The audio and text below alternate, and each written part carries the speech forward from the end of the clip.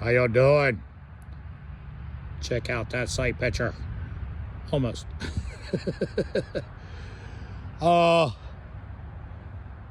This is the BFR Magnum Research 4570.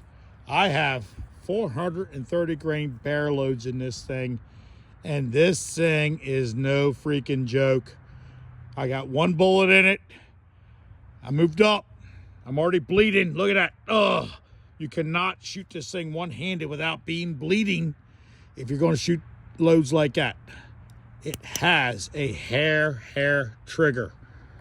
Let's see if we can get you guys a sight picture and watch it fly backwards. Hang on. Ah! Look at that. God damn it. Woo! Bye.